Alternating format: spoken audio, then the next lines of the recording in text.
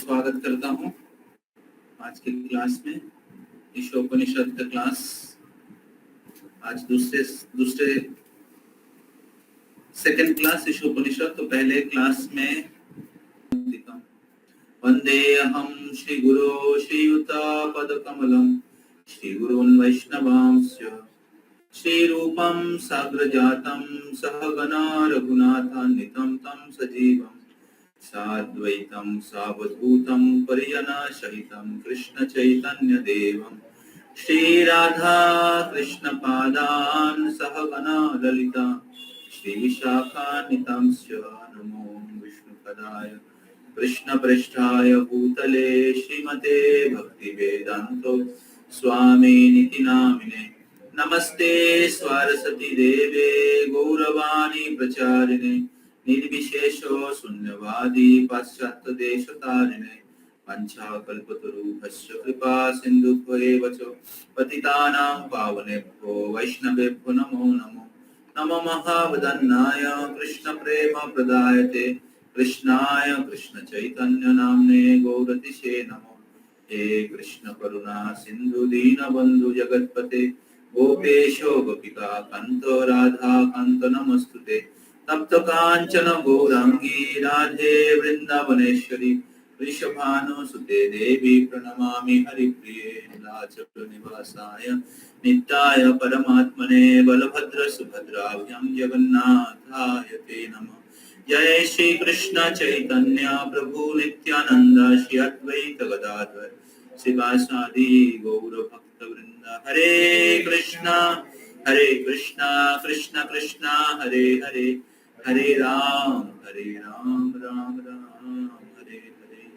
मुखं करोति वाचालं पंगुं लंघयते गिरिं यत्कृपातमहं वन्दे श्रीगुरुं दीनतारिणं परमानंद माधवं श्री चैतन्य ईश्वरम्।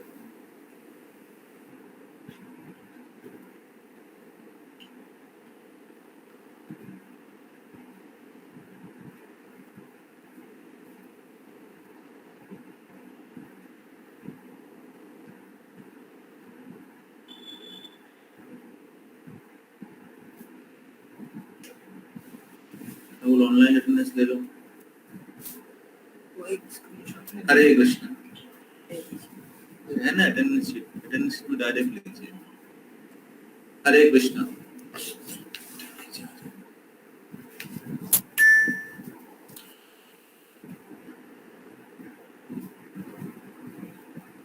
तो पिछले वीक लोग ईशोपनिषद शुरू किए थे और ईशोपनिषद का इंट्रोडक्शन हम लोग चर्चा कर रहे हैं। ईशोपनिषद की जो भूमिका है उसके बारे में हम लोग चर्चा कर रहे हैं।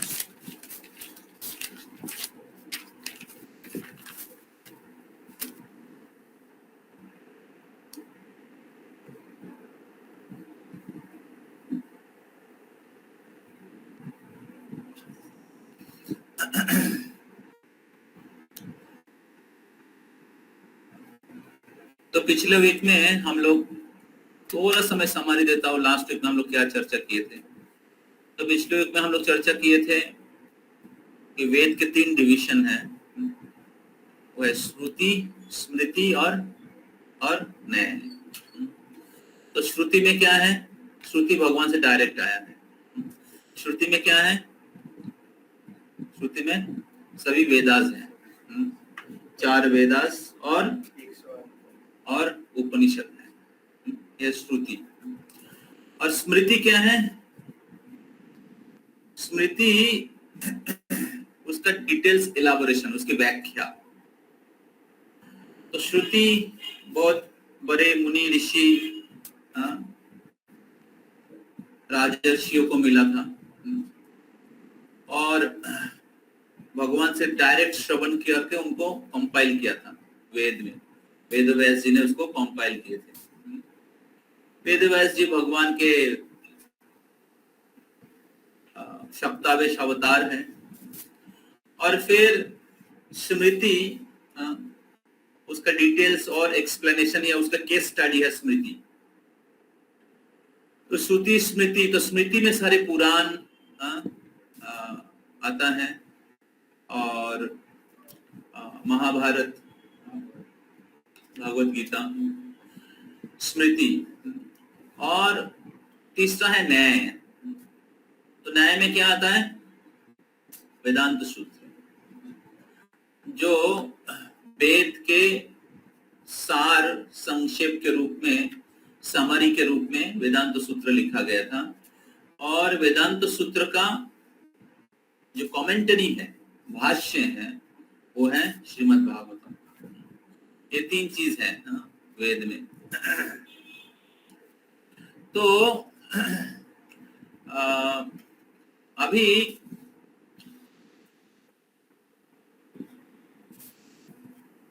श्रुति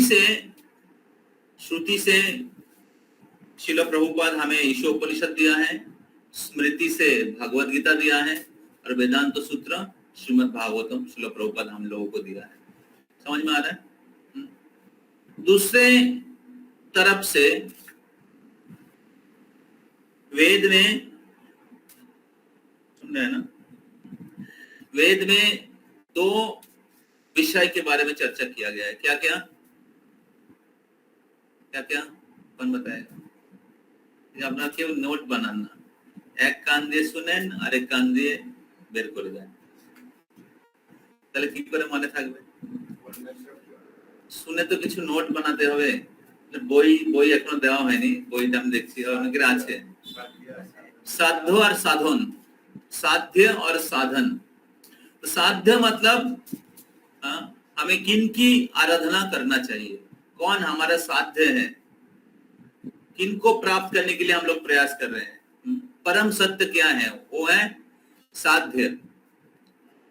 और साधन मतलब कैसे उस साध्य वस्तु को हम लोग प्राप्त कर सकते हैं, किस पद्धति के द्वारा, किस मार्ग के द्वारा, কিভাবে আমরা সাধনকে আমরা সাধ্য বস্তু প্রাপ্ত করতে পারি, তাকে বলে সাধন। যেরকম আমাকে এখান থেকে যেতে হবে শিয়ালদা, তো শিয়ালদা যাওয়ার জন্য সাধন কি না আমি ট্রেনে যাব। সেরকম भगवान হচ্ছে साध्य, भगवान साध्य है और साधन क्या है? भक्ति योग। तो भक्ति योग के द्वारा हम लोग भगवान को प्राप्त कर सकते हैं। अब ये साध्य वस्तु क्या है? वेदों में, उपनिषद में बताया गया है। तो ईशोपनिषद बताता है साध्य क्या है, भगवत गीता में बताया जाता है साध्य क्या है। तो गीता में भगवान कहते हैं वेदेषु सर्वैर अहोमेव वेद्यो, वेदेषु सर्वैर अहोमेव वेद्यो। सभी वेदों का उद्देश्य क्या है? मैं, मेरे को जानना। तो सारे वैदिक शास्त्रों का अध्ययन करने की लक्ष्य एक ही है, क्या है?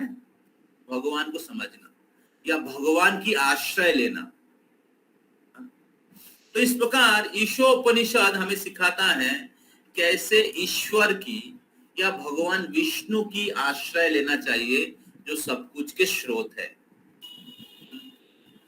अभी भगवत गीता में क्या बताया जाता है? भगवत गीता में बताया जाता है ये जो विष्णु भगवान है इनका स्रोत कृष्ण है। जो विष्णु भगवान है या जिनके अनेक अवतार हैं, भगवान विष्णु के अनेक अवतार हैं, ये सभी भगवान के ही भगवान कृष्ण से आते हैं। तो उसके बारे में आप लोग और भी डिटेल्स आप श्रीमद् भागवतम में श्रवण करेंगे। तो इस प्रकार साध्य क्या है वो बताते हैं भागवत गीता और ईशोपनिषद। और इसको कैसे प्राप्त कर सकते, भगवान को कैसे प्राप्त कर सकते, साधन क्या है, उसके बारे में वर्णन किया गया है। कहां पर? भक्ति रसामृत सिंधु और उपदेशामृत। इसमें साधन भक्ति के बारे में वर्णन किया गया है, शुद्ध भक्ति के बारे में वर्णन किया गया है, भक्ति के अलग अलग जो अंग है, 64 अंग, उसके बारे में बताया गया है। तो जो उपदेशामृत है ये भक्ति रसामृत सिंधु का समरी है, इसका सूत्र है। भक्ति रसामृत सिंधु जो है मूल ग्रंथ है और उसका समरी, उसका सूत्र रूप में, उसको सूत्र के रूप में उपदेशामृत में दिया गया है। समझ में आ रहा है? तो इस प्रकार वेद के मूल विषय क्या है? साध्य और साधन। समझ में आ रहा है? वेद को अगर हम लोग फिल्टर करेंगे तो आपको मिलेगा क्या? ज्ञान को अगर फिल्टर करेंगे तो क्या मिलेगा? साध्य क्या है, साधन क्या है। तो साध्य कौन है? भगवान। भगवान हमारे साध्य वस्तु है। तो अभी वो भगवान कौन है? कृष्णस्तु भगवान स्वयं, कृष्ण भगवान है। तो ये साध्य वस्तु वर्णन किया गया है कहां पर? ईशोपनिषद और भागवत गीता में। अभी साध्य वस्तु को कैसे प्राप्त किया जा सकता है? साधन क्या है? भक्ति योग। और भक्ति योग कैसे प्रैक्टिस किया जा सकता है? इस कलियुग के लिए घर में रहते हुए, काम करते हुए, फैमिली मेंटेन करते हुए, पढ़ाई करते हुए, कोई भी आश्रम में रहकर, शहर में या गांव में, किसी भी जगह में रहते हुए कैसे उस साध्य को प्राप्त करने के लिए साधना करना चाहिए। साधना भक्ति, प्रेमा भक्ति, वो वर्णन किया गया है भक्ति रसामृत सिंधु और उपदेशामृत। भागवत गीता में भी है 4 प्रकार योग के बारे में भगवान वर्णन करते हैं। उसमें भगवान कंक्लूड करते हैं भक्ति योग सबसे श्रेष्ठ है, भक्ति योग का अनुशीलन करना चाहिए। और भगवान शुद्ध भक्त के क्वालिटी के बारे में भी वर्णन करते हैं। थोड़ा थोड़ा प्रोसेस भी बोलते हैं लेकिन डिटेल्स नहीं वर्णन करते हैं। तो श्रील प्रभुपाद ऐसे एक महान आचार्य हैं जिन्होंने इस्कॉन के भक्तों के लिए वेद की जो सार वस्तु है, वेद के सार वस्तु जो है साध्य और साधन, वेद को हम लोग समझ नहीं पाएंगे। वेद को हम लोग कलियुग के लोग समझ नहीं पाएंगे। चैतन्य महाप्रभु आज से 500 साल पहले जब उनके गुरु के पास गए थे तब उन्होंने कहा था, उनके गुरु ईश्वरपुरी ने महाप्रभु कहा था, मूर्खो तुम्ही तुम्हार नाही वेदांतो अधिकार।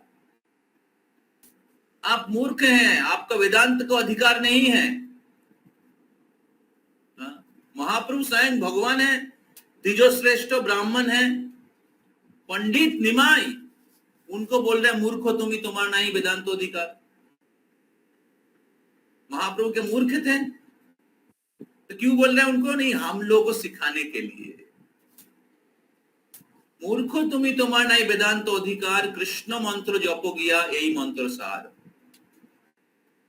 क्योंकि वेद की उद्देश्य है कृष्ण, वेद के उद्देश्य है वेदेश सर्वे रहमेव वेदो। तो इसलिए जो कृष्ण को पकड़ लिया वो वेद को समझ गया, क्योंकि वेद के साध्य वस्तु कृष्ण है। और शिला प्रभुपाद इस तत्व को, एक है सिद्धांत और एक है आचार, एक है शिक्षा या सिद्धांत और एक सदाचार। तो सिद्धांत क्या है? कृष्ण भगवान है, और वो कहां पर प्रतिपन्न हुआ है? गीता और ईशोपनिषद में। और उनको कैसे प्राप्त कर सकते हैं? सदाचार कैसे भगवान को प्राप्त कर सकते हैं? वो लिखा गया है भक्ति रसामृत सिंधु में, उपदेशामृत में, जो परंपरा से आ रहे हैं। तो इस प्रकार वेद के सार चीज को श्रील प्रभुपाद जी ने बहुत सुंदर तरीके से इस्कॉन के भक्तों के लिए, कलियुग के जीवों के लिए, शहर में रहने वाले लोग जिनके पास समय की कमी है, गृहस्थों के लिए, सबके लिए उन्होंने बहुत सुंदर तरीके से प्रेजेंट किया है। और इसको प्रभुपाद जी ने कोर्स के रूप में ही डाल दिया। इसको कहते हैं भक्ति शास्त्री कोर्स। तो ये फर्स्ट कोर्स है इस्कॉन में। तो इस प्रकार श्रील प्रभुपाद जी ने कोर्स के रूप में, इस्कॉन के शिक्षा व्यवस्था के रूप में, तो इस्कॉन में जब हम लोग आते हैं तो हमें सिखाया जाता है, हमें पढ़ाया जाता है शिक्षा। तो अगर शिक्षा नहीं होगा तो कैसे आध्यात्मिक जीवन को समझ पाएंगे? हम लोग आध्यात्मिक जीवन को एक अंधविश्वास के जैसा, रिचुअल के जैसा हम लोग ग्रहण करेंगे। उसके पीछे विज्ञान क्या है, क्या कर रहे हैं, क्यों कर रहे हैं, कौन भगवान है पता नहीं, सबकी पूजा कर रहे हैं। समझ में आ रहा है? उससे वचन रो। तो ये सारे चीज हम लोग, बेसिक चीज कुछ हम लोग पिछले वीक में चर्चा किए थे। तो अभी हम लोग ईशोपनिषद का जो इंट्रोडक्शन है उसके अंदर हम लोग प्रवेश करेंगे। तो ईशोपनिषद में जो इंट्रोडक्शन या भूमिका दिया गया है, ईशोपनिषद की किताब, ये प्रभुपाद जी के एक लेक्चर से लिया गया है। तो प्रभुपाद जी के लेक्चर्स को, इसको ट्रांसक्रिप्शन करके दिया गया है। तो प्रभुपाद जी एक लेक्चर दिए थे 1969 कॉनवे हॉल, लंदन, इंग्लैंड में। तो श्रील प्रभुपाद वेद की शिक्षा क्या है उसके ऊपर एक लेक्चर दिया था, और उसी लेक्चर को इंट्रोडक्शन में भक्तिवेदांत बुक ट्रस्ट, प्रभुपाद के आदेश के अनुसार भक्तिवेदांत बुक ट्रस्ट ये जो भक्तिवेदांत बुक ट्रस्ट ने इसको भूमिका के रूप में दे दिया। अब इस भूमिका में क्या है हम लोग थोड़ा चर्चा करेंगे। तो भूमिका का जो पहला पार्ट है, भूमिका का जो फर्स्ट पार्ट है, पहला भाग है, तो उसमें बताया गया है कि सभी जीवों का 4 त्रुटि है। सब जीवों के अंदर 4 दोष है, लेकिन वेदा जो है, जो वेद जो है, ये सभी त्रुटि से मुक्त है, सभी त्रुटि से परे है। इसलिए हमें वेद को ग्रहण करना चाहिए, वेद से हमें ज्ञान प्राप्त करना चाहिए, वेद से हमें परम सत्य को समझना चाहिए। समझ में आ रहा है?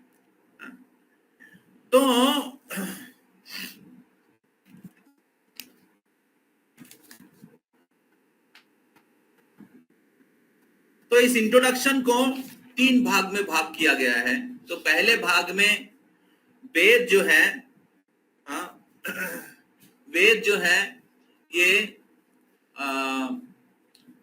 हर व्यक्ति के अंदर 4 त्रुटियां हैं, लेकिन वेद सारे त्रुटि से मुक्त हैं, इसलिए हमें वेद से ज्ञान प्राप्त करना है। ये पहला भाग है। दूसरी भाग क्या है? ने वेद को हम लोग कैसे समझ सकते हैं? वेद को समझने की पद्धति क्या है? और आध्यात्मिक गुरु से सुनना चाहिए। ये दूसरी भाग है, इंट्रोडक्शन। इंट्रोडक्शन के तीसरे भाग में बताया गया है कि वेद का अलग अलग प्रकार के डिविजन्स क्या हैं और वेदों की सूत्र क्या है और श्रीमद् भागवतम की महिमा,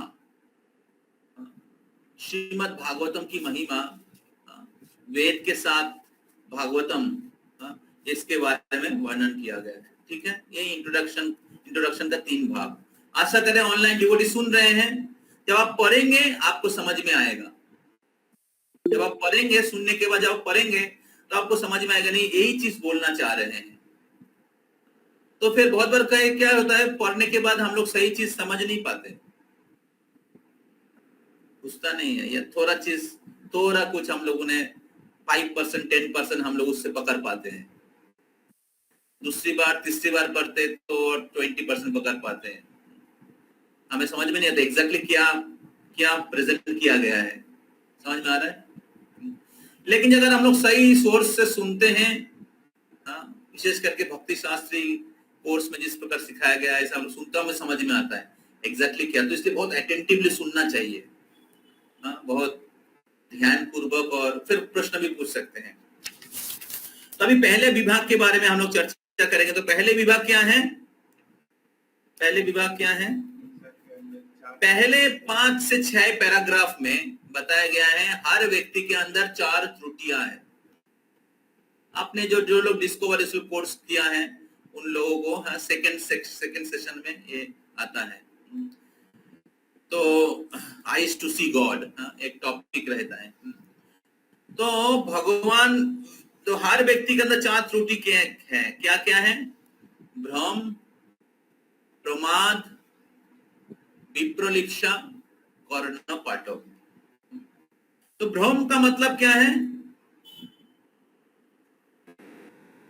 भ्रम मतलब कॉमिटिंग मिस्टेक। प्रमाद मतलब प्रमाद मतलब इम्परफेक्ट। प्रमाद मतलब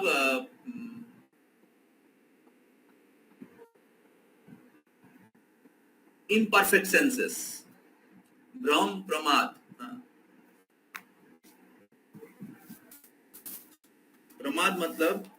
मतलब टू बी इल्यूजन। विप्रलिप्सा, कर्णपाठव। भ्रम, प्रमाद, विप्रलिप्सा, कर्णपाठव। तो कर्णपाठव मतलब लिमिटेड सेंसेस आर लिमिटेड। इंद्रिय का एक अपूर्णता है, इंद्रिय की एक लिमिटेशन है हमारे इंद्रियों का। और भ्रम मतलब गलती करना। प्रमाद मतलब मोहग्रस्त हो जाना। तो imperfect senses, then to be illusion, committing mistake and cheating propensity. Cheating propensity मतलब विप्रलिप्सा। चीटिंग प्रोपेंसिटी मतलब प्रताड़ना करना। तो ये 4 त्रुटियां हर जीव के अंदर है, विशेष करके बद्ध जीवों के अंदर। तो हम लोग थोड़ा सा इसके बारे में वर्णन करते हैं। आप कुछ लोग, अब पुराने भक्त लोग जानते हैं। तो कर्णपाठव का मतलब क्या है? कर्णपाठव का मतलब है लिमिटेड सेंसेस और इम्परफेक्ट सेंसेस। इंद्रियों में बहुत सारे त्रुटियां हैं, या इंद्रियों में बहुत सारे लिमिटेशन है, और इसके कारण आप परम सत्य वस्तु को नहीं जान सकते इंद्रियों के द्वारा। आधुनिक जमाने में ज्ञान प्राप्त करने की माध्यम क्या है? Sense perception. Seeing is believing, देख के, एक्सपेरिमेंट करके, विज्ञान के द्वारा, इंद्रियों के द्वारा प्राप्त ज्ञान, इसको कहते हैं साइंटिफिक नॉलेज। लेकिन क्योंकि हमारे इंद्रियों में त्रुटियां हैं, इसलिए हमारे इंद्रिय लब्ध ज्ञान जो होता है वो परफेक्ट या पूर्ण नहीं होता है। इसलिए आधुनिक जमाने में जितने भी साइंटिफिक थीसिस हैं, सिद्धांत हैं, हर साल परिवर्तन होता है। हमारे जितने भी टेक्नोलॉजी है वो हमेशा क्या हो रहा है? अपडेट हो रहा है, अपडेट हो रहा है, अपडेट हो रहा है। सिलेबस परिवर्तन हो रहा है। कोई एक साइंटिस्ट ने कोई एक सिद्धांत निकाल के नोबेल प्राइज मिल गया, और अगले साल दूसरा साइंटिस्ट आ गया और उन्होंने कहा कि ये तो बहुत पुराना ज्ञान है। उन्होंने नया एक सिद्धांत और रिसर्च करके है उसको और एडवांस नॉलेज दे दिया, और फिर उसको गलत साबित कर दिया और उसको फिर नोबेल प्राइज मिल गया। समझ रहे हैं? और फिर कुछ साल बाद और एक साइंटिस्ट आया और उन्होंने फिर उससे एडवांस निकाल लिया। इस प्रकार हमेशा सिद्धांत ज्ञान परिवर्तन हो रहा है। लोग बोल रहे हैं हम लोग एडवांस कर रहे हैं, लेकिन जो भी एडवांस करे सभी रिलेटिव है। और इस प्रकार सालों के बाद साल, पूरा जीवन बीत गया, आप अज्ञान में हैं। पूरे जीवन आप रिसर्च करते ही रह गए। तो इंद्रियों के द्वारा लब्ध जो ज्ञान है वो अपूर्ण है, क्योंकि इंद्रियां अपूर्ण है।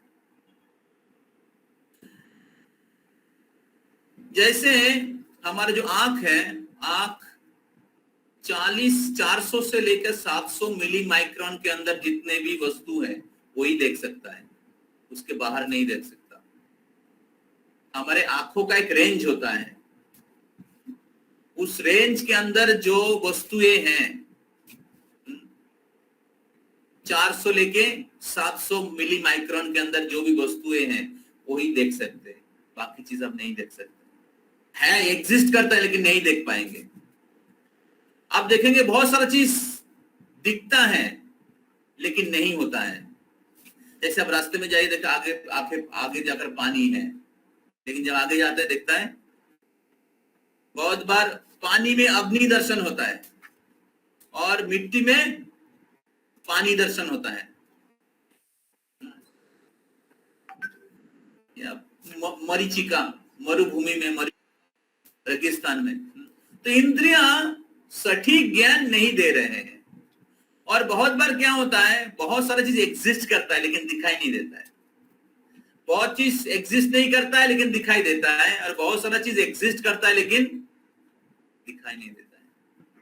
जैसे एग्जिस्ट करता है दिखाई नहीं देता है हवा, वो सिंपल उदाहरण है। एग्जिस्ट करता है लेकिन दिखाई, कीटाणु एग्जिस्ट करता दिखाई नहीं देता है, क्योंकि आपके आंखों का कैपेसिटी नहीं है वो, क्योंकि बनाया गया उस प्रकार। समझ रहे हैं ना? जैसे मोबाइल फोन में अलग अलग प्रकार के सिस्टम सेट किया जाता है ना?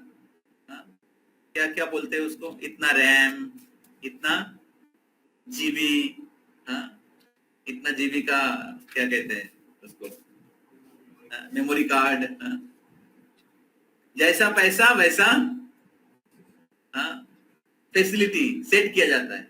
उसी प्रकार मनुष्य शरीर को उस प्रकार बनाया गया है, उसके बाहर आप नहीं एक्सेस कर सकते हैं। समझ में आ रहा है? हाँ।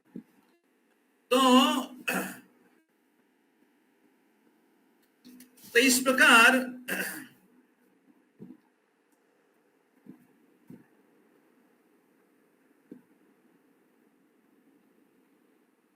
जीवात्मा भगवान के द्वारा या हायर अथॉरिटी के द्वारा, ऊर्ध्वतन कर्तृपक्ष के द्वारा हर समय नियंत्रित है।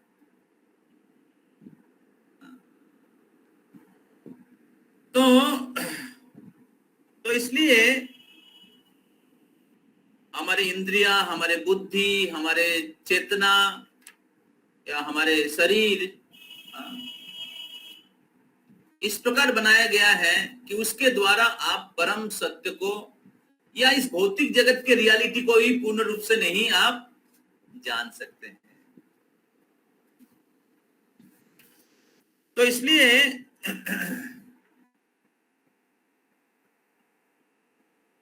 हमें ऐसे व्यक्ति से ज्ञान प्राप्त करना चाहिए जो संपूर्ण रूप से इसके परे है। वो कौन है? भगवान। तो भगवान इससे परे हैं। भगवान 4 त्रुटि से मुक्त है, इसलिए तो भगवान है ना।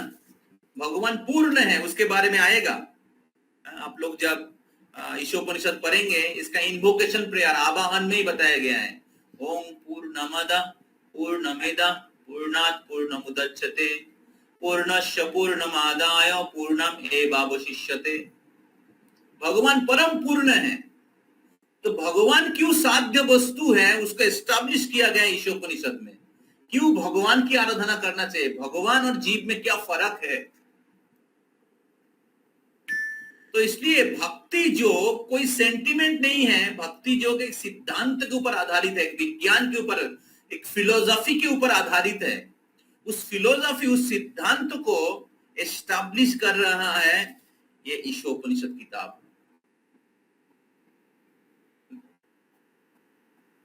अगर आपको सिद्धांत नहीं जानते हैं तो आपको भक्ति करने के लिए आपको तीव्र इच्छा नहीं होगा, क्योंकि स्वाभाविक रूप से हर जीव के अंदर भोग वृत्ति है,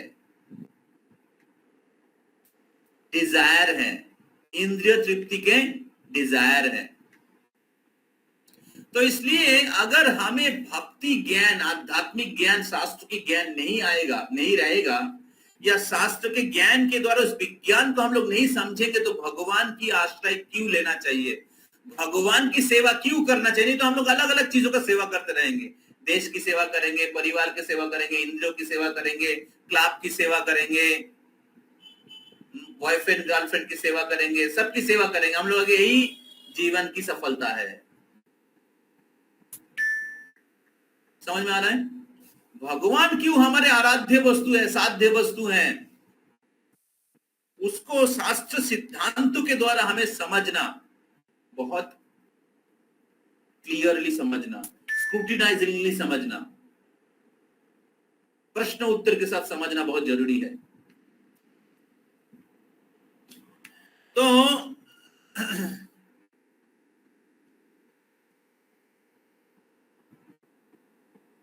तो भ्रम, सॉरी, कर्ण पाठक का मतलब है इम्परफेक्ट सेंसेस, इंद्रिया त्रुटिपूर्ण है।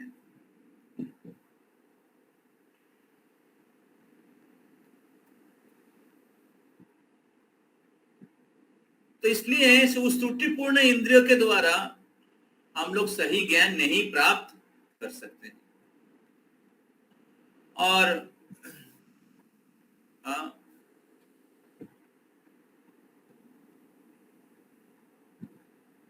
उसके साथ साथ कॉमिटिंग मिस्टेक, हम लोग जो ज्ञान अगर प्राप्त भी करते हैं उसमें बहुत सारी गलतियां भी करते हैं। ज्ञान प्राप्त करने के बाद भी हर व्यक्ति गलती करते हैं।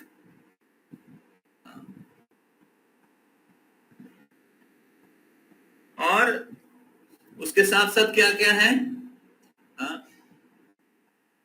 मोहग्रस्त हो जाना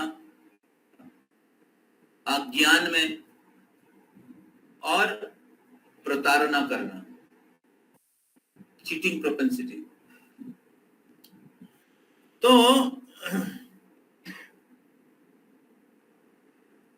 तो इसके कारण हम लोग इंद्रियों के द्वारा हमारे ज्ञान पूर्ण नहीं होता है, या हम लोग गलतियां करते हैं, और उसके कारण हमारे जीवन में समस्या होती है।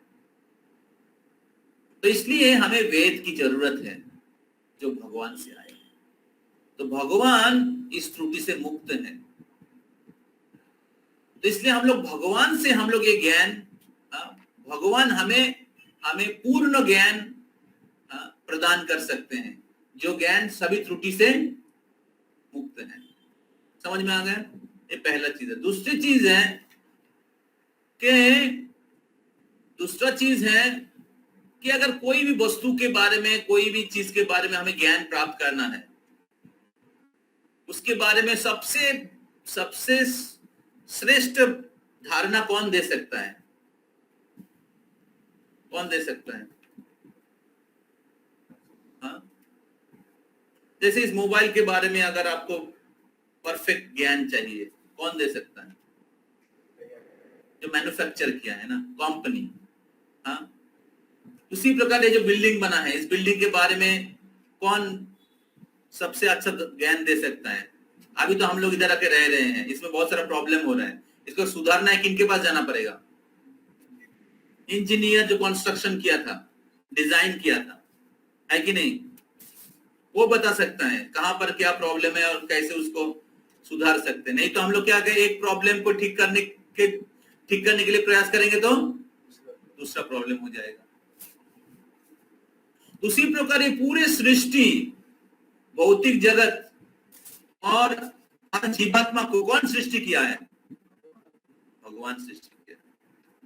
तो इसलिए ये पूरे सृष्टि के बारे में और सभी जीवात्मा और उनके कर्तव्य, उनकी समस्या, उनके समाधान, इसके बारे में सबसे परफेक्टली कौन बोल सकता है?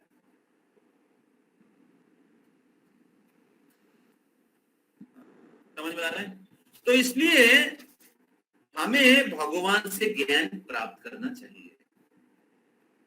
ईशोपनिषद, वेदास, भगवत गीता स्वयं भगवान से आया है। बुझा अच्छे? स्वयं भगवान से आया है। तो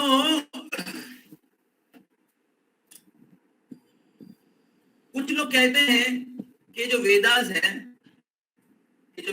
है ये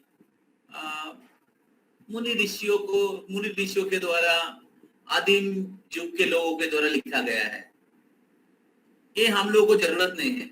ए राहुल, तुम मोबाइल लेके चला गया? तो राहुल इधर कनेक्शन चला गया।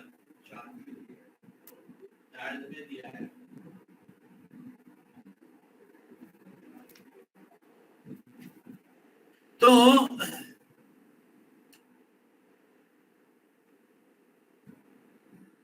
यस, कुछ लोग बोलते हैं कि वेद जो है ये साधारण मुनि ऋषियों के द्वारा लिखा गया है, लेकिन ये जो वेद जो है कोई मनुष्य के द्वारा या कोई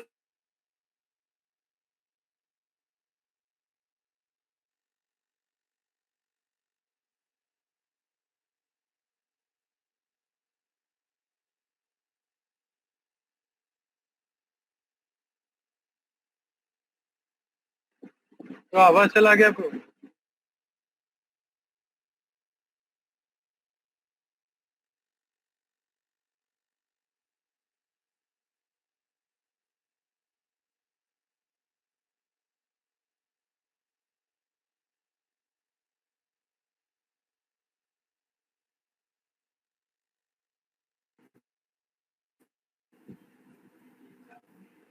हरे कृष्णा।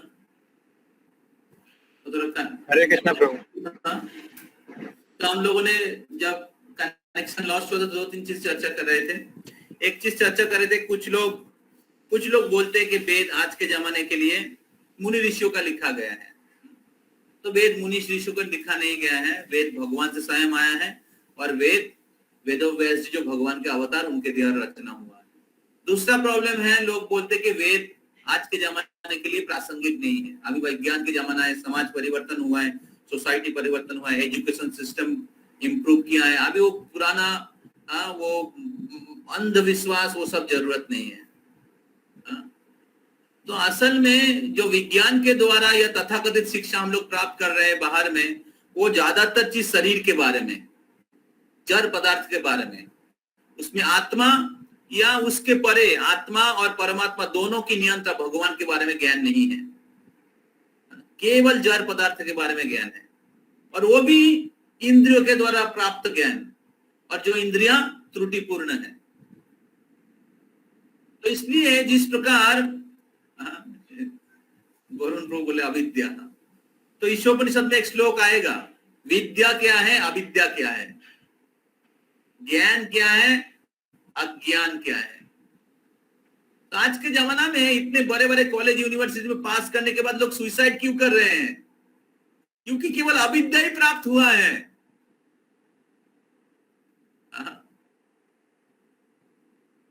या कॉलेज में पास करने के बाद, जॉब प्राप्त करने के बाद भी लोग फ्रस्ट्रेटेड क्यों है? क्योंकि केवल शरीर और इंद्रियों को कैसे खुश कर सकते हैं उसके बारे में ज्ञान दिया गया है। आत्मा की धर्म क्या है, भगवान के साथ आत्मा का संबंध क्या है, उसके बारे में कोई ज्ञान नहीं दिया गया, इसलिए लोग हताश है। वेदव्यास जी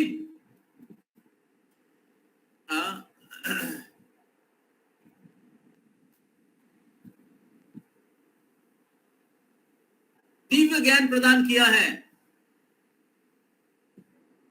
केवल शरीर के बारे में ज्ञान नहीं।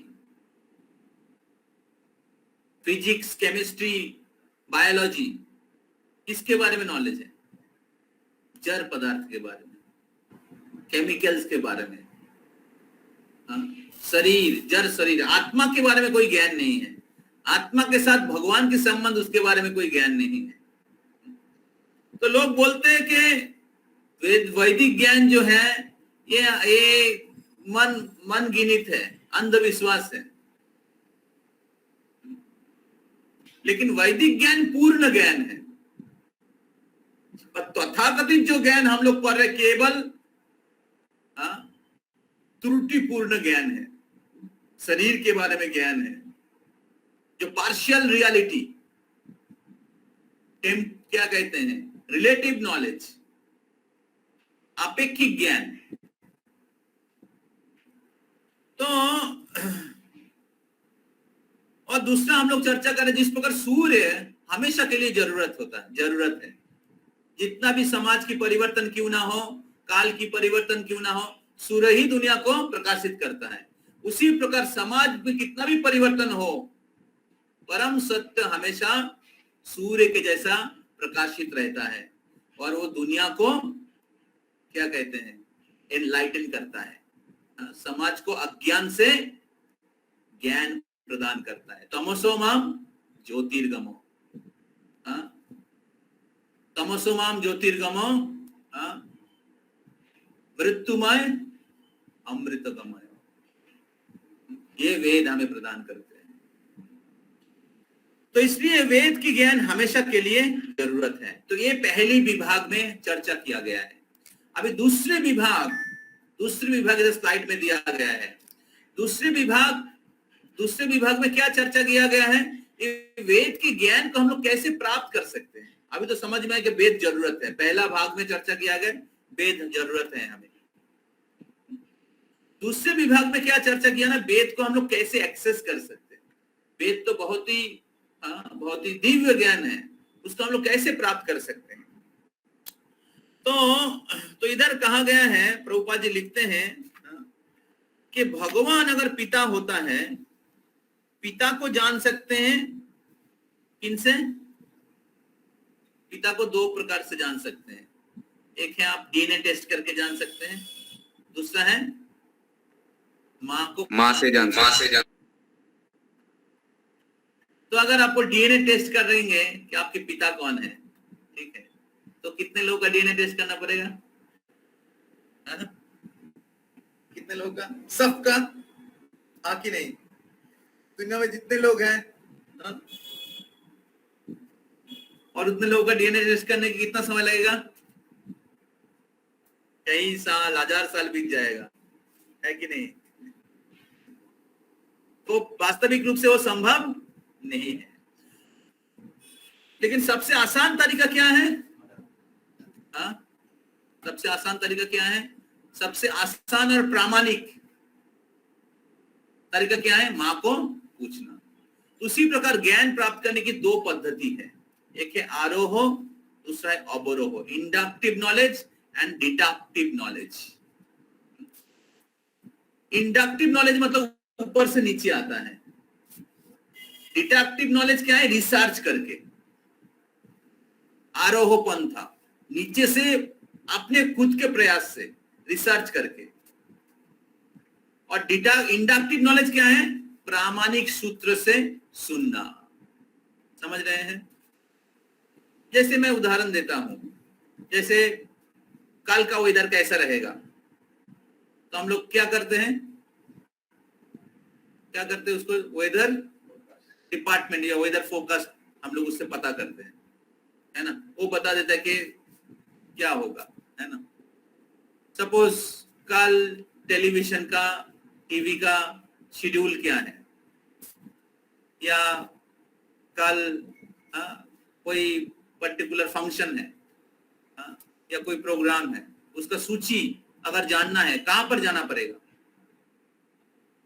टेलीविजन चैनल, या उस प्रोग्राम का जो ऑर्गेनाइजर है उसके पास अगर हम लोग जाके पूछेंगे, उससे सुनेंगे, तो हम लोग समझ पाएंगे, है कि नहीं।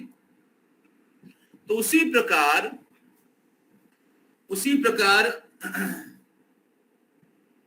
अगर इस पूरी सृष्टि के बारे में समझना है, भगवान को समझना है, तो हमें प्रामाणिक सूत्र में जाना पड़ेगा। प्रामाणिक सूत्र से हम लोग सही तरीके से जान सकते हैं ना, अपने प्रयास के द्वारा। तो इस प्रकार भगवान को जानने की या ज्ञान प्राप्त करने की दो पद्धति है, एक आरोह, दूसरा है अवरोह, इंडक्टिव और डिडक्टिव।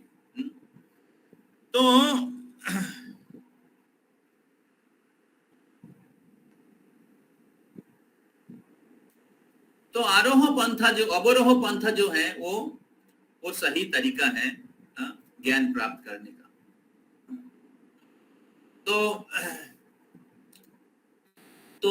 तो इसलिए प्रभुपाद क्या लिखते हैं, अगर भगवान हमारे पिता होता है, इस प्रकार पिता को हम जान सकते हैं माता से, उसी प्रकार भगवान अगर पिता होता है तो वेद होता है हमारे माता। वेद हमारे माता है। तो वेद का अध्ययन करने के द्वारा, शास्त्रों का अध्ययन करने के द्वारा हम लोग भगवान को जान सकते हैं। अब ये जो वैदिक ज्ञान है, ये आरोह पंथा के द्वारा, गुरु शिष्य परंपरा के द्वारा हमारे पास आ रहा है। डिसैप्लिक सक्सेशन, कृष्ण से ब्रह्मा, ब्रह्मा से नारद, नारद से व्यास, व्यास से माध्वाचार्य, पद्मनाभ, नृहरि, इस प्रकार चैतन्य महाप्रभु, चैतन्य महाप्रभु उनके शिष्य को बताएं, उनके शिष्य उनके शिष्य को बताएं, उनके शिष्य उनके शिष्य को बताएं। इस प्रकार भक्ति विनोद ठाकुर, गौर किशोरदास बाबा जी महाराज, भक्ति सिद्धांत सरस्वती ठाकुर, और उसके बाद एसी भक्ति वेदांत स्वामी प्रभुपाद, उन्होंने उनके शिष्य को दिया, और उनके शिष्य से हम लोगों को प्राप्त हुआ, और हम लोग आप लोगों को देने के लिए प्रयास कर रहे हैं। समझ में आ रहा है? तो इस प्रकार सृष्टि के शुरुआत में जो कृष्ण ब्रह्मा जी को दिए थे, तेने ब्रह्म रिधि आदि कबये, तो ब्रह्मा जी को एक ज्ञान प्रदान किए थे ब्रह्मा जी के हृदय में। ब्रह्मा जी उनके पुत्र नारद को दिए, नारद उनके शिष्य व्यास को दिए, व्यास ग्रंथ के रूप में रचना किए। क्योंकि कलियुग के लोग याद नहीं रख पाएंगे, पहले लोग सुन के याद रख सकते थे। जैसे वेद के दूसरी नाम है, वेद का दूसरा डिवीजन है श्रुति। कलियुग में लोग याद नहीं कर पाएंगे, इसलिए ग्रंथ के रूप में दिया है। लेकिन ग्रंथ पढ़ के लोग समझ नहीं भी सकते हैं, या उसका दूसरा मीनिंग भी निकाल लेंगे, है ना। तो इसलिए जैसे हम लोग स्कूल में किताब पढ़ते हैं, लेकिन सेम टाइम हमें क्या जाना पड़ता है, कॉलेज में जाना पड़ता है, और उसमें किसी प्रोफेसर के अंडर में पढ़ाई करना पड़ता है। उसी प्रकार कॉलेज या यूनिवर्सिटी जो है संप्रदाय, और प्रोफेसर कौन है? गुरु। तो इसलिए वैदिक ज्ञान किसी गुरु के तत्वावधान में ही हमें समझ सकते हैं। अपने खुद के ब्रेन के द्वारा हम लोग इसको समझ नहीं सकते। ये दूसरे विभाग का मूल विषय है। अगर हमें शास्त्र को समझना है, साध्य साधन को समझना है, तो गुरु की आश्रय लेना है। तो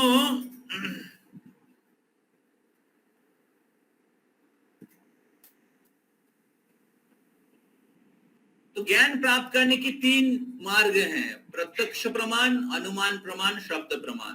प्रत्यक्ष प्रमाण तो इंद्रियों के द्वारा प्राप्त ज्ञान, अनुमान प्रमाण तो स्पेकुलेशन, काल्पनिक, कल्पना करना, ये दोनों गलत हैं क्योंकि इंद्रिया त्रुटिपूर्ण है। तीसरा है शब्द प्रमाण। शब्द प्रमाण क्या है? प्रामाणिक सूत्र से सुनना। समझ में आ रहा है? तो उसके बारे में मैं वर्णन किया, 2-3 उदाहरण दिया था मैं। एक मैं बोला था वेदर रिपोर्ट, एक मैं बोला था टेलीविजन का क्या शेड्यूल है।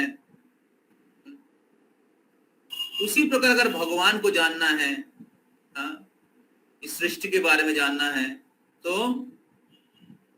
हमें भगवान इसके सोर्स है और भगवान ने वेदों में सारे ज्ञान प्रदान किया है। उसको कैसे जान सकते हैं? तो वही वेदांत हमें गुरु शिष्य परंपरा के द्वारा हमारे पास आ रहा है। ये है शब्द प्रमाण, गुरु शिष्य परंपरा से सुनना। समझ में आ रहा है? कृष्ण से ये ज्ञान प्रभावित हुआ है आचार्यों के द्वारा। श्रील प्रभुपाद इस दिव्य ज्ञान को, वेद उपनिषद के ज्ञान को, गीता के ज्ञान को पूरे विश्व में ब्रॉडकास्ट किया है। तो इस प्रकार परंपरा में कोई प्रामाणिक गुरु से अगर हम लोग नहीं श्रवण करेंगे तो वेद उपनिषद के ज्ञान हम लोग समझ नहीं पाएंगे। तो इसलिए किताब पढ़ना ही सफिशिएंट नहीं है। ईशोपनिषद किताब हमारे घर में रहने से नहीं होगा, हमें हर वीक में क्लास में आकर उसके बारे में सुनना पड़ेगा। नहीं तो आप कुछ काल्पनिक कर सकते हैं, कल्पना कर लेंगे। तो श्रील प्रभुपाद इसके तात्पर्य में लिखते हैं, इंट्रोडक्शन में लिखते हैं, दूसरे विभाग में लिखते हैं कि ब्रह्म संहिता में एक श्लोक है। श्लोक क्या है? पंथास्तु कोटि शतवत्सर संप्रगम्य वायोरथापि मनसो मुनिपुंगवानां श्रोतव्यस्ति प्रपदसिन्ति अभिचिन्त तत्तेर गोविन्दमादि पुरुषं तमहं भजामि। पंथास्तु कोटि शतवत्सर संप्रगम्य वायुरथापि मनसो मुनि पुंगवाना, मुनि ऋषिगण वायु से भी श्रेष्ठ मन के वेग में भागकर भी भगवान की चरण कमलों की जो नाखून है, उसके नाखून का जो ज्योति है उसको भी पकड़ नहीं पाते हैं। शतवत्सर संप्रगम्य, 1000 वर्ष मन के वेग समझ में आ रहा है? वायु से भी तीव्र मन के मतलब आप इधर है, अब मायापुर के बारे में सोचिए, तुरंत मायापुर चले गए, सेकंड के पहले, इतना फास्ट है। उस वेग में भागकर भी मुनि ऋषि अपने अपने सिद्धियों के द्वारा, मुनि ऋषियों के पास सिद्धि रहता है, अनिमा लघिमा प्राप्ति, फिर भी भगवान को या भगवान के धाम में प्रवेश नहीं कर पाता है। वायोरथापि मनसो मुनि पुंगवानां श्रोतव्यस्ति प्रपदसिन्धि अभिचिन्त तत्तेर। वो अभिचिन्त तत्व जो इंद्रियों के परे हैं, उसको कैसे पकड़ सकते हैं? तो इसलिए वेद ब्रह्म संहिता ब्रह्मा जी कह रहे, इसलिए मैं उस गोविंद की आराधना करता हूं। गोविंदमादि पुरुषम तमहं भजामि। केवल भक्ति के द्वारा ही आपको समझा जा सकता है। तो ब्रह्मा जी कह रहे हैं कि वायु के वेग में, वायु या मन के वेग में भागकर भी कोई आध्यात्मिक जगत में या प्रवेश नहीं कर सकता या भगवान का दर्शन नहीं प्राप्त कर सकता, भगवान को समझ नहीं सकता। तो इसलिए केवल केवल तपस्या इंटेलिजेंस के द्वारा आप भगवान को नहीं समझ सकते हैं, ज्ञान के द्वारा भगवान को नहीं समझ सकते हैं।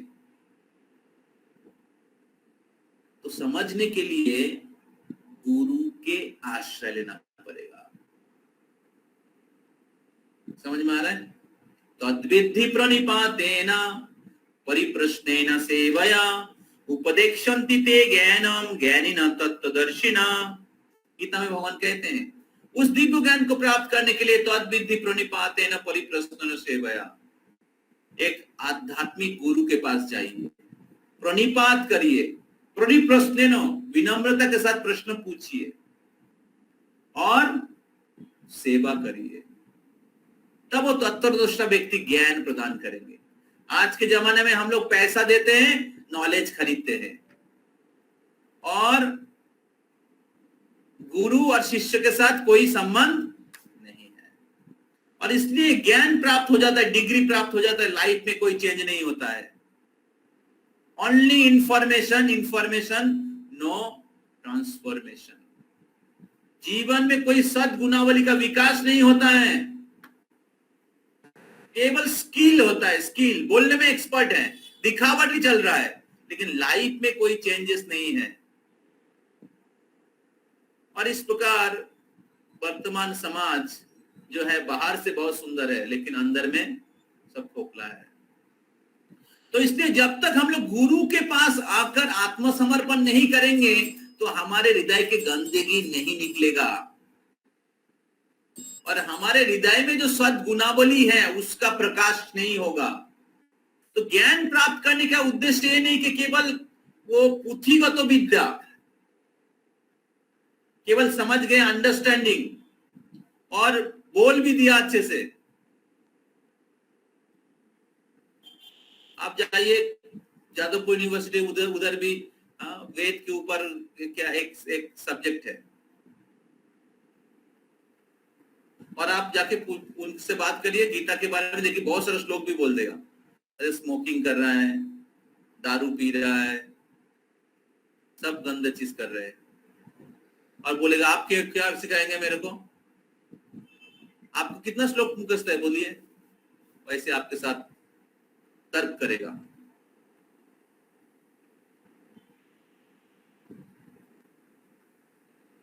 तो ज्ञान मतलब कोई मेमोरी पावर नहीं है, ज्ञान मतलब कोई स्पीकिंग पावर नहीं है, जैसे मैं बोल रहा हूं, इट्स नॉट। ज्ञान मतलब आपने कितना रियलाइज किया है, ज्ञान मतलब कितना आपने जीवन में उतारा है। इसलिए नॉलेज का 6-7 डिवीजन है, मैंने पहले भी बताया था, जो भक्ति शास्त्र में कराया जाता है, बोला जाता है। फर्स्ट इज इंफॉर्मेशन, पहला चीज है नॉलेज, ठीक है, पहला ज्ञान, उसके बाद अंडरस्टैंडिंग, उसको समझना। तीसरा है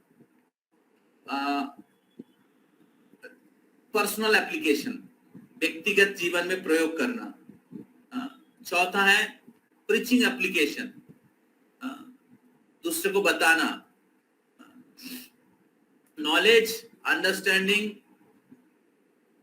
personal application, preaching application, then mood and mission. उस ज्ञान को प्राप्त करके हमारे उसमें सब, उसका सार वस्तु क्या है, उसमें सबसे महत्वपूर्ण चीज क्या है, उसको कहते हैं मूड।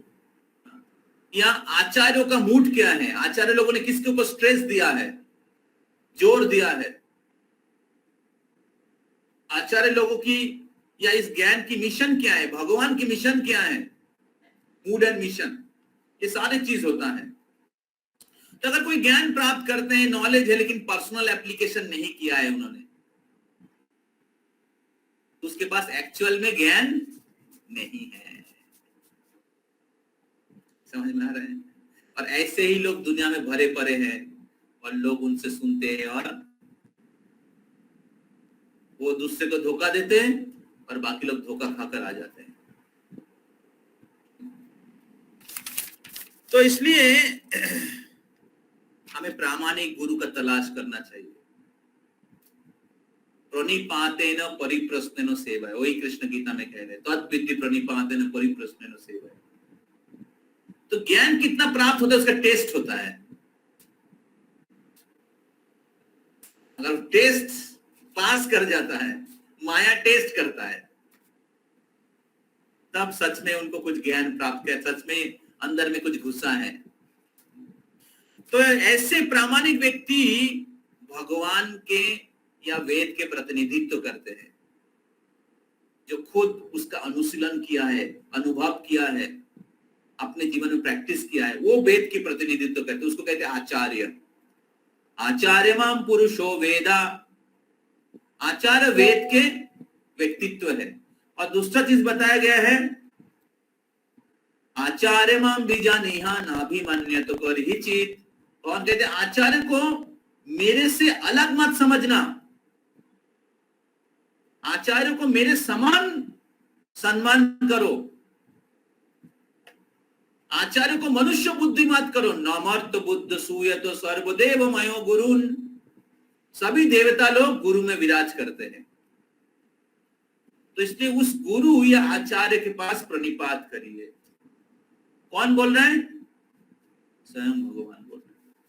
तो इसलिए आध्यात्मिक मार्ग में गुरु स्वीकार करना, आदेव गुरुवाश्रय, स्वधर्म परीक्षा, गुरु से जिज्ञासा करना, विश्वम्भेन गुरु सेवा, गुरु की सेवा करना, दीक्षा शिक्षानुवर्तमानम, दीक्षा लेना, शिक्षा लेना, और साधु वर्तमानुवर्तमानम, पूर्वतन आचार्यों के पद चिन्हों पे चलना, ये बहुत महत्वपूर्ण है। बाहर के जगत में भी कुछ लोग दीक्षा लेते हैं, शादी के पहले दीक्षा लेते हैं, या अलग अलग जगह में जाकर हमारा गुरु अच्छे,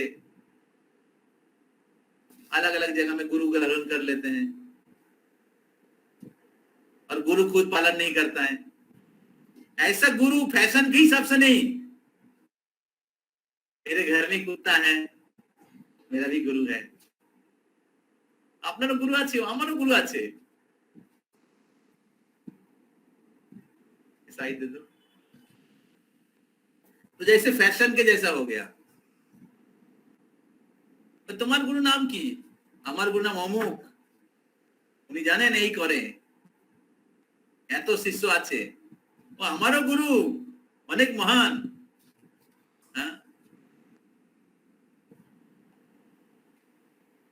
ওনার ইউটিউব চ্যানেলে এতগুলো সাবস্ক্রাইবার আছে,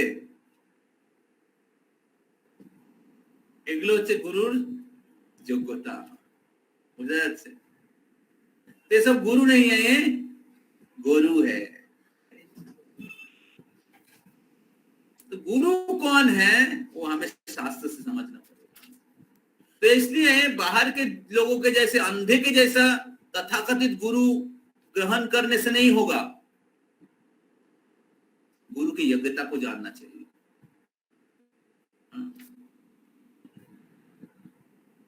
तो सटीक गुरु के पास जाना चाहिए और सही शिष्य भी बनना पड़ेगा। भूई पर शिष्य होले चलबे ना, और भूई पर गुरु ग्रहण करले चलबे ना। तो इसलिए दूसरा जो शिक्षा है, प्रभुपाद जी उधर कहा है कि हमें तद विज्ञानार्थम स्वगुरु एवाहि गच्छेत। उस गुरु, उस विज्ञान को समझने के लिए, वेद की शिक्षा, साध्य साधन को समझने के लिए हमें सदगुरु के आश्रय लेना चाहिए। जितना हम लोग सदगुरु के प्रति वफादार रहेंगे, उतना नॉलेज आपके पास ट्रांसफर होगा।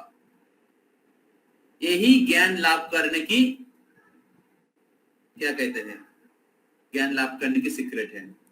जितना गुरु के पास शरण लेंगे, गुरु के अनुगत्य में भक्ति जीवन अनुशीलन करेंगे, उतना ज्ञान जो है, दिव्य ज्ञान हृदय प्रकाशित हो, उतना गुरु के हृदय से, गुरु के कृपा से ज्ञान प्रकाशित होगा। नॉलेज से, ब्रेन से आप समझ नहीं पाएंगे, ठीक है, वो समझने के प्रयास करना चाहिए, लेकिन मूल माध्यम है, क्योंकि गुरु वेद के प्रतिनिधि है।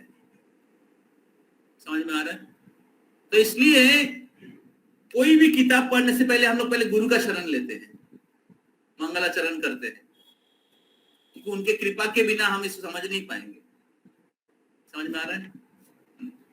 और अगर गुरु के आदेशों को पालन करेंगे, गुरु के आदेश पालन करना शास्त्रों के सिद्धांत से भी ज्यादा महत्वपूर्ण है।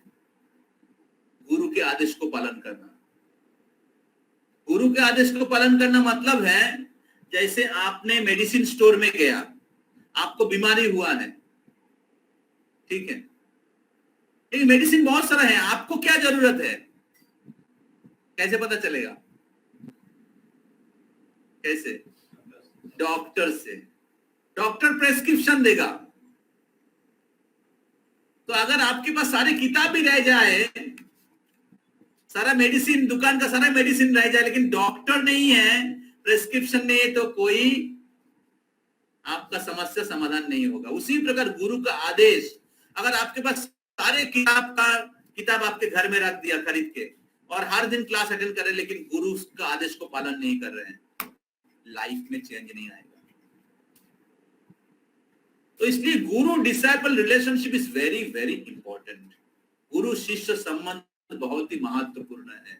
उसके द्वारा ही हम लोग इस आध्यात्मिक मार्ग में आगे बढ़ सकते हैं। इस भौतिक चेतना से आध्यात्मिक चेतना प्राप्त कर सकते हैं, हमारी शुद्धिकरण होगा। तीसरा शिक्षा है, वेद में तीसरा भाग में बताया गया है इंट्रोडक्शन में कि वेद पहले एक था और फिर उसको डिवाइड करके वेदव्यास जी ने 4 बनाया है, ऋग, साम, यजुः, अथर्व। लेकिन ये सब चीज लिखने के बाद वेदव्यास जी ने देखा कि कलयुग के लोग इसको समझ नहीं पाएंगे, बहुत डल हेडेड है, बहुत गिरे हुए हैं, उनको फिलोसफी और स्पिरिचुअल लाइफ में कोई इंटरेस्टेड ही नहीं है। सब लोगों को इंटरेस्ट में किस में है?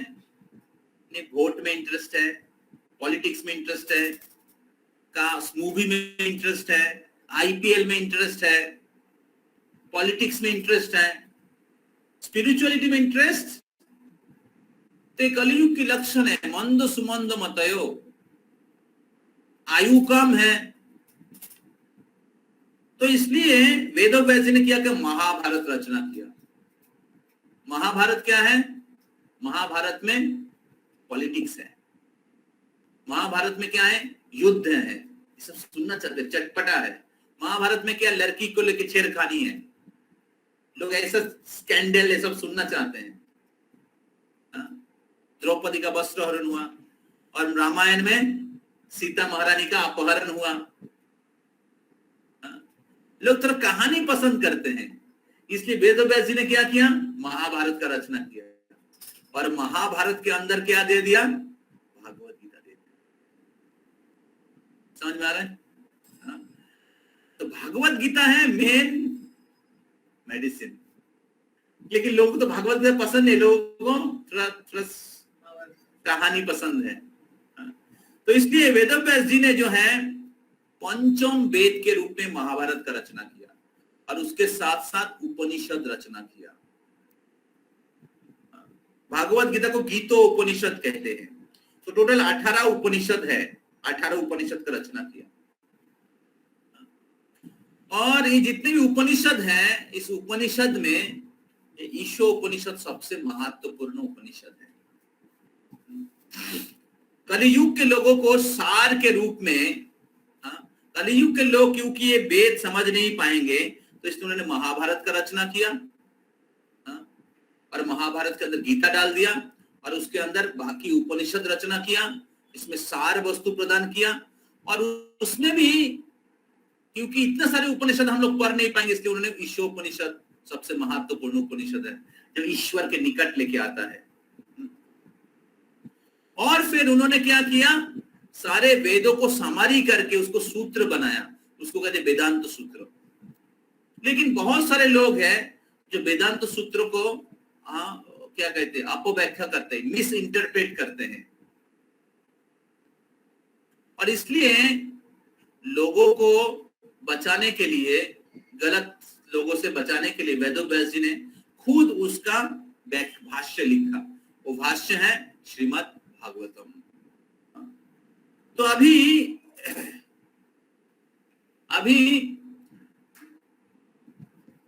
श्रीमद् भागवतम में भगवान के अनेक अवतार के बारे में वर्णन किया गया है।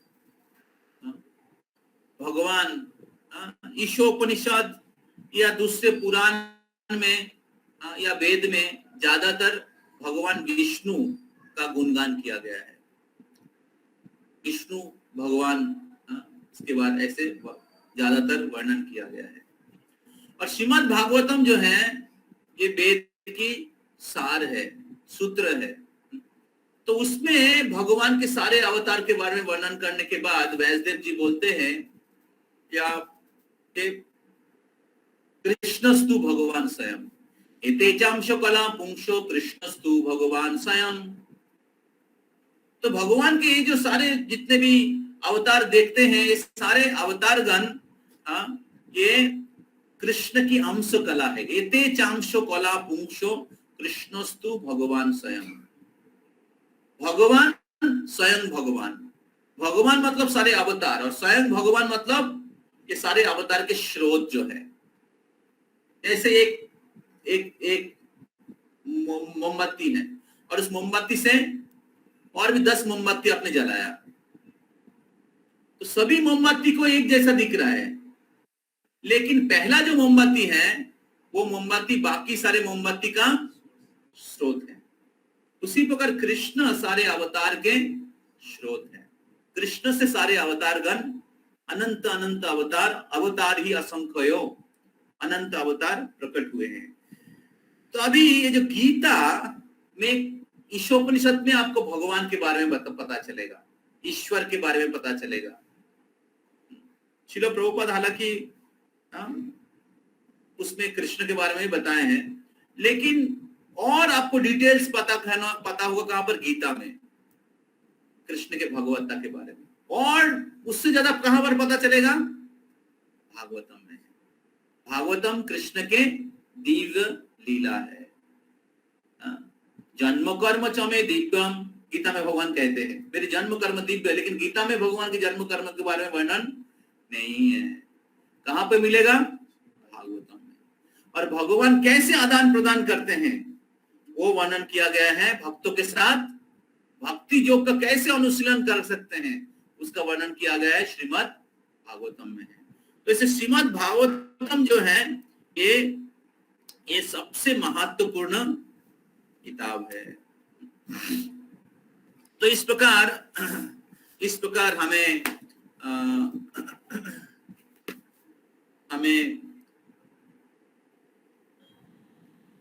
सिद्धांतों को अच्छे से समझना चाहिए। सिद्धांतों, तत्व को अच्छे से समझना चाहिए। तत्व को अच्छे से समझना चाहिए। और तत्व को अच्छे से अगर समझेंगे तब क्या होगा, धीरे धीरे जब पहले ईशोपनिषद भागवत गीता समझ लेंगे अच्छे से, सिद्धांत तो समझ लेंगे तो अच्छे से, तो बाद में क्या होगा, जब आप साधना भक्ति करेंगे तब भगवान के साथ भक्ति रस का आस्वादन होगा, जो श्रीमद् भागवतम चैतन्य चरितामृत में वर्णन किया गया है। वो और ऊपर वाला कोर्स है। पहले भागवत गीता और ईशोपनिषद इसको कहते हैं ग्रेजुएशन कोर्स। और फिर Shrimad Bhagavatam post graduation course, और चैतन्य चरितामृतम पीएचडी कोर्स। तो पहले ग्रेजुएशन करना चाहिए कि हमें अच्छे से सिद्धांत पता होना चाहिए, तत्व पता होना चाहिए, तत्व ज्ञान। और उस तत्व के आधार पर, सिद्धांत के आधार पर जब हम लोग संबंध ज्ञान के साथ अगर हम लोग अभिधेय पद्धति को प्रैक्टिस करेंगे, भक्ति के अंगों का अनुशीलन करेंगे भक्ति रसामृत सिंधु उपदेशामृत के द्वारा, तब क्या होगा, भक्ति रस का आस्वादन कर पाएंगे। समझ में आ रहा है? बाहर में बहुत सारा सहजिया लोग हैं जो सिद्धांत का पालन नहीं करते हैं। तो इसे सिद्धांत तो तत्व को समझना जरूरी है। इसलिए श्रील प्रभुपाद जी इस्कॉन में तत्व को समझाने के लिए बहुत अच्छे से उन्होंने इस क्लासेस का व्यवस्था किया है। और इस तत्व का प्रैक्टिस करने के लिए लोगों को इस्कॉन मंदिर के फैसिलिटी दिया है, साधु संघ का फैसिलिटी दिया है। इधर हम लोग सुबह उठ के जप करेंगे, हरि कथा सुनेंगे, भगवान के प्रसाद खाएंगे, भगवान की सेवा करेंगे, धाम में जाएंगे, श्रीमद् भागवतम सुनेंगे। हर दिन इस्कॉन में श्रीमद् भागवतम क्लास प्रभुपाद जी ने दिया है। तो इस प्रकार तत्व और उसके साथ साथ हम लोग जब तत्व को समझ कर प्रैक्टिस करेंगे तब क्या होगा, हम लोग भक्ति रस का आस्वादन कर पाएंगे। तो इसलिए ये भागवत गीता और ईशोपनिषद को अच्छे से पढ़िए। जैसे अभी हम लोग वेडनेसडे में भागवत गीता और सैटरडे में ईशोपनिषद, तो इसको अच्छे से करेंगे तो फिर क्या होगा, जो भागवतों में जो उच्च रस दिया गया है वो आप आस्वादन कर पाएंगे। जाम करेंगे तो मुश्किल है। ठीक है, हरे कृष्णा हरे हरे राम राम राम हरे। श्रील प्रभुपाद की समवेत भक्त वृंद की ओम प्रेमानंदे। तो आज हम लोग इंट्रोडक्शन का समरी किया है, इंट्रोडक्शन। तो अगले वीक में हम लोग जो आवाहन श्लोक है बहुत ही महत्वपूर्ण है, बहुत ही इंटरेस्टिंग है, इन्वोकेशन प्रेयर्स, वो हम लोग चर्चा करेंगे। तो किसी का कोई प्रश्न है, एक दो प्रश्न है हम लोग ले सकते हैं। तो जो प्रसादम सर्विंग टीम है थोड़ा प्रसादम लेके आ जाइए। किसी का एक दो प्रश्न है तो ले सकते हैं।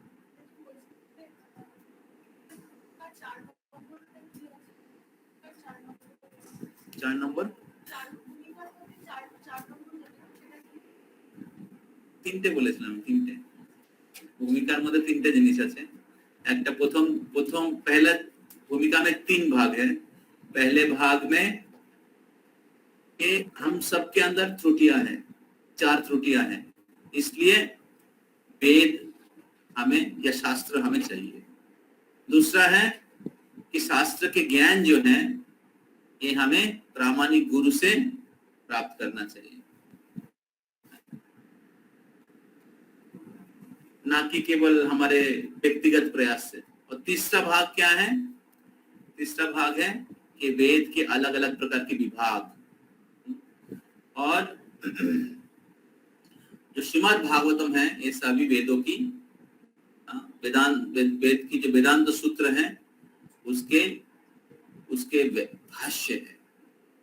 तो वेदों में भगवान विष्णु के बारे में वर्णन किया गया है, विष्णु की भगवत्ता के बारे में वर्णन किया गया है, और श्रीमद् भागवत में बताया गया है ये जो विष्णु हैं ये कृष्ण से आते हैं।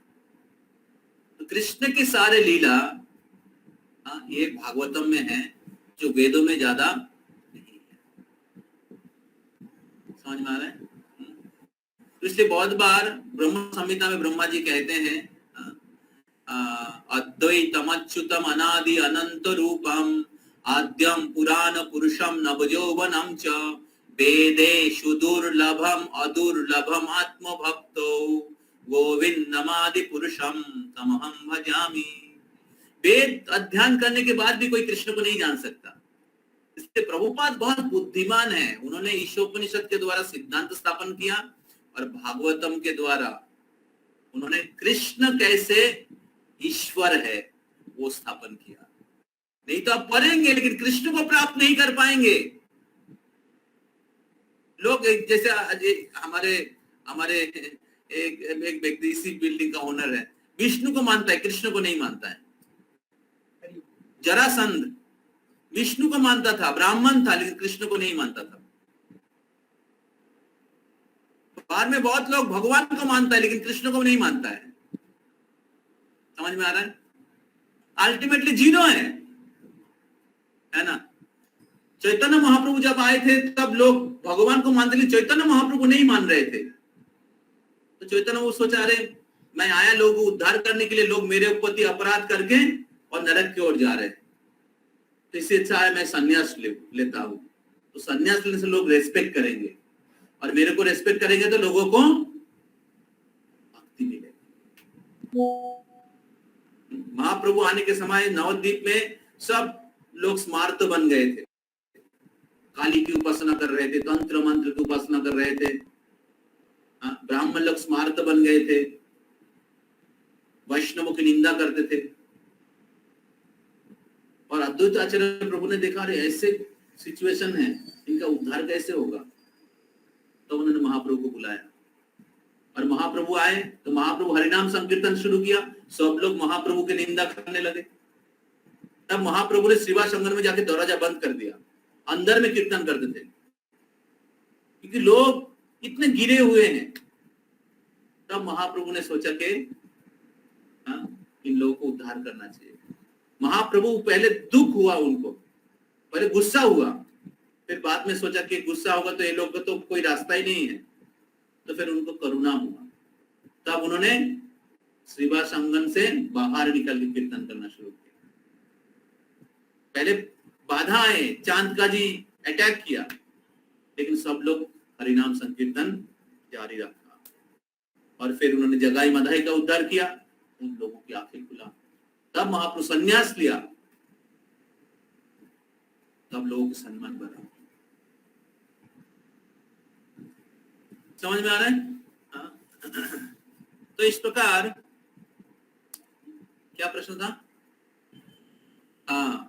कि लोग ईश्वर को मानते हैं, विष्णु को मानते हैं, लेकिन कृष्ण को नहीं मानेंगे, चैतन्य महाप्रभु को नहीं मानेंगे, इसका मतलब है आध्यात्मिक मार्ग में कोई उन्हें प्रवेश ही नहीं किया। समझ में आ रहा है? तो इसलिए कृष्ण को समझना जरूरी है। इसलिए श्रील प्रभुपाद जी भागवतम दिया है, श्रील प्रभुपाद जी ने गीता दिया है और उसका प्रामाणिक भाष्य लिखा है। श्रील प्रभुपाद जी का तात्पर्य बहुत महत्वपूर्ण है। इसलिए श्लोक ईशोपनिषद में ब्रह्म संहिता में ब्रह्मा जी कह रहे हैं, श्रील प्रभुपाद जी ने ब्रह्म संहिता दिया है कि ब्रह्मा जी पहला गुरु है। प्रभुपाद जी ने अपना स्पेकुलेशन नहीं दिया। देखिए प्रभुपाद जी के जितने भी किताब हैं, उस किताब के शेष में लिखा जाता है कौन सी किताब से क्या क्या उन्होंने कोट किया है। प्रभुपाद जी किताब पर देखिए हर जगह में लिखा गया है, तात्पर्य में लिखा गया है, भागवतम में बोल रहा है, ईशोपनिषद में बोल रहा है, भक्ति रसम सिंधु में, चैतन्य चरितामृत में, कठोपनिषद, उपनिषद, बृहद नारदीय पुराण। तो प्रभुपाद जी अपना मेंटल स्पेकुलेशन नहीं दिया है, इसलिए प्रभुपाद जी के तात्पर्य इतना अपीलिंग है और लोगों के जीवन को बदल रहा है। समझ में आ रहा है? ऑनलाइन डिवोटीज আপনারা সবাই বুঝতে পারছেন? হরে কৃষ্ণ। तो इसलिए अद्वैतम अच्युतम अनादि अनंत रूपम, कृष्ण अद्वैत है, अद्वैत तत्व है, अच्युत, और भगवान के अनंत रूपम, अनंत रूप है।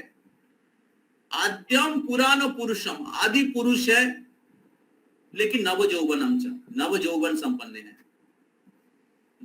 तो भगवान के अनंत रूप है। अभी कोई अनंत रूप को मानता है, कृष्ण को नहीं मानता है। क्योंकि कृष्ण की लीला तो मधुर है ना। कृष्ण एक साधारण बालक के रूप में लीला कर रहा है, कृष्ण गोपियों के साथ लीला कर रहे, तो लोगों को क्योंकि शास्त्र से नहीं सुनता है, अलग अलग जगह से गलत चीज सुनता है, इसलिए लोगों को कृष्ण के बारे में सही धारणा, कृष्ण के भगवत्ता के बारे में धारणा नहीं है। तो इससे पहले हमें भगवान के अवतार के बारे में सुनना चाहिए, तब हमें भगवान के प्रति रिस्पेक्ट तैयार होगा, और फिर हमें समझ में आना चाहिए ये सारे अवतार के स्रोत कृष्ण है। तब कृष्ण कौन है आपको समझ में आएगा।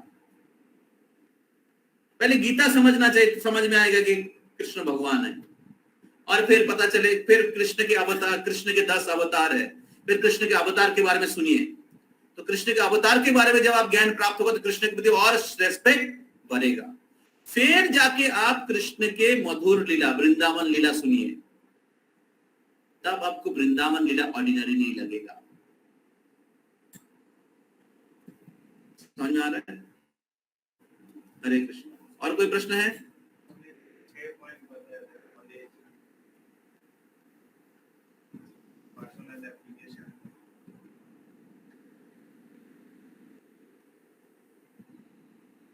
मैंने बोल दिया, knowledge, understanding, realization, knowledge, understanding, realization, personal application, preaching application, mood admission।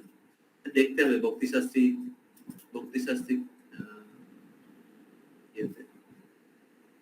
আর কোন প্রশ্ন আছে এখানে ভক্তদের মধ্যে? প্রত্যক্ষ প্রমাণ, অনুমান প্রমাণ, শব্দ প্রমাণ। शब्द प्रमाण होते प्रामाणिक सूत्र से सुनना। ऑनलाइन डिवोटी कोई क्वेश्चन है? थोड़ा सा आपको ड्राई लगेगा क्लास में, क्योंकि तत्व ज्यादा है तो ड्राई लगेगा, लेकिन अगर इसको हम लोग नहीं समझेंगे तो रस जो है आप आस्वादन नहीं कर पाएंगे। जब मैं भक्ति शास्त्र किया था तो मेरे को थोड़ा सा ईशोपनिषद ड्राई लगा था। बाकी आगे चल के भक्ति रसामृत सिंधु आएगा, तो उस भक्ति रसामृत सिंधु जो है बहुत दिव्य और मधुर है, लेकिन उसको आस्वादन करने के लिए पहले हमें फिल्टर होना जरूरत है। हृदय की गंदगी हटाना, बुद्धि से गलत सिद्धांतों को हटाना जरूरी है, तत्व को समझना जरूरी है, नहीं तो भक्ति रसामृत सिंधु आस्वादन नहीं कर पाएंगे। इसलिए पहले ईशोपनिषद समझना जरूरी है। तो हमें मतलब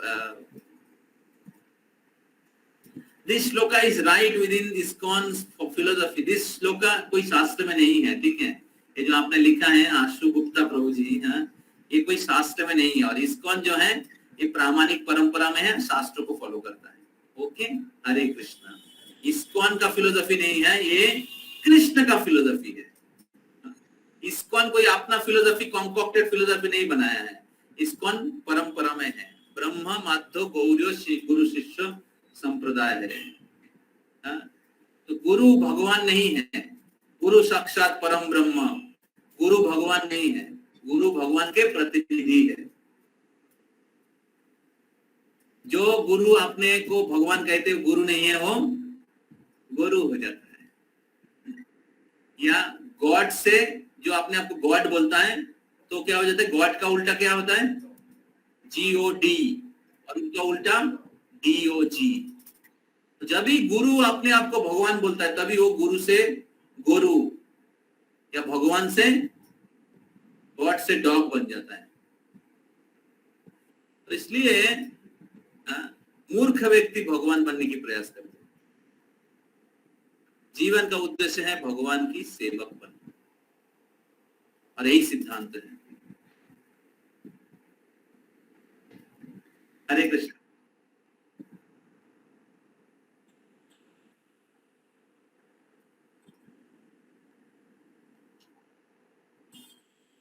ये श्री ईशोपनिषद और ईशोपनिषद एक ही है।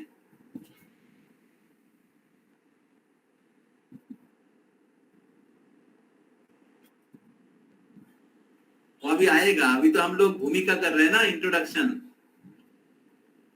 भूमिका में है। पहला 2 क्लास भूमिका के ऊपर चर्चा हुआ, फिर अगले हफ्ते में हम लोग आवाहन, इन्वोकेशन, उसके बाद मंत्र 1, मंत्र 2, मंत्र 3, ऐसे 18 मंत्र हैं, ठीक है। तो अभी 2 अनाउंसमेंट है। फर्स्ट अनाउंसमेंट है कि आप सब लोगों को मैंने होमवर्क दिया था। क्या होमवर्क था? आपको उपदेशामृत किताब को रिवाइज करना है। कौन कौन रिवाइज किया है, थोड़ा सा हाथ उठाइए। के उपदेशामृत बोल थोड़ा रिवाइज करेছেন? ऑफलाइन डिवोटीज, के উপদেশামৃত বইটা আপনি রেডি থাকুন। 2-3 সপ্তাহের মধ্যে এক্সাম হবে, ঠিক আছে? 2-3 সপ্তাহে এক্সাম হবে। যারা ওই এক্সামে বসবে না তাদেরকে ईशोपनिषद ক্লাস থেকে আউট করে দেওয়া হবে, ठीक আছে? जो लोग एग्जाम में नहीं बैठेगा वो आउट हो जाएगा। तो इधर केवल एक ही जन ने हाथ उठाया है, वो है 2 जन हाथ उठाया है, वरुण प्रभु और हिमानिश प्रभु। बाकी लोग, तो ये होमवर्क है। उसके साथ साथ अभी होमवर्क दे रहे हैं ईशोपनिषद का जो इंट्रोडक्शन है 3-4 पेज का, ये आप लोगों के लिए होमवर्क है। तो कृपया पढ़िए और उपदेशामृत भी पढ़िए। मैं मेहनत करूंगा, आप लोग पढ़ेंगे नहीं तो हम पढ़ाने वाले भी नहीं है, ठीक है। और दूसरे अनाउंसमेंट है, अगले 4 तारीख को स्नान यात्रा है, और स्नान यात्रा के अवसर पे आप सबको बुलाया जा रहा है। वेन्यू आपको बता दिया जाएगा, मोस्टली मंदिर में होगा। तो स्नान यात्रा के दिन इवनिंग में प्रोग्राम है, 4 बजे से लेके 7 बजे। तो प्रोग्राम होगा हमारे मंदिर में, होगा सभी भक्तों के लिए, और गुरु सदर में होगा डोनर्स के लिए, ठीक है। तो तो जो लोग रथ यात्रा के डोनर्स हैं वो लोग गुरु सदय रोड में आकर भगवान को अभिषेक कर सकते हैं, दर्शन, थोड़ा कथा होगा, प्रसाद ले सकते हैं। और जो लोग रेगुलर भक्त हैं, मंदिर से जुड़े हुए हैं अलग अलग प्रोग्राम में, तो वो लोग मंदिर में आ सकते हैं और जगन्नाथ का अभिषेक, दोनों जगह में जगन्नाथ जी रहेंगे, आप अभिषेक कर सकते, प्रसाद पा सकते, सेवा कर सकते हैं। ठीक है, तो स्नान यात्रा के अवसर पे हम लोग 12 बजे से लेके 2 बजे एक प्रोग्राम कर रहे हैं सारे गौरिया वॉइस से कनेक्टेड डिवोटीज के लिए। और उस दिन हम लोग अगले जो 20 तारीख को रथ यात्रा है, उस रथ यात्रा का सेवा डिस्ट्रीब्यूशन करने वाले हैं। ठीक है, तो उस दिन हम लोग एक प्रोग्राम कर रहे हैं, तो उस प्रोग्राम शायद मंदिर में ही होगा, सीडीसी हॉल में, नहीं तो मंदिर के आसपास किसी जगह में होगा। तो आप सभी से निवेदन है 4 तारीख को 12 बजे से लेकर 2 बजे का जो प्रोग्राम है उसमें जरूर आइए। उधर लंच प्रसादम रहेगा सबके लिए, स्पेशल लंच प्रसादम, और उसके बाद सब लोग जगन्नाथ का दर्शन करके स्नान यात्रा अटेंड करके सब लोग घर जा सकते हैं। ठीक है, एक ही साथ 2 प्रोग्राम हो जाएगा, तो इसलिए हम लोग अलग अलग दिन में नहीं रखा है। तो रथ यात्रा के जितने भी सर्विसेज हैं वो सभी हम लोग उस दिन बांट देंगे। तो हमारे पास बहुत इंपॉर्टेंट सर्विसेज है रथ यात्रा का, बुक डिस्ट्रीब्यूशन सेवा है, उसके साथ साथ हमारे पास रथ यात्रा में प्रसादम डिस्ट्रीब्यूशन, वॉलंटियर प्रसादम डिस्ट्रीब्यूशन, जो प्रोसेशन प्रसादम डिस्ट्रीब्यूशन वो हमारे पास है। तीसरा है गुरु महाराज की सेवा है, रीगो, तो गुरु महाराज के कपड़े आयरन करना, गुरु महाराज के कपड़े धोना, गुरु महाराज के सर्वेंट्स को प्रसादम क्या कहते हैं भेजना रथ के दिन 7 दिन। तो ये बहुत रेयर सर्विस अपॉर्चुनिटी उन लोगों को ही मिलेगा जो लोग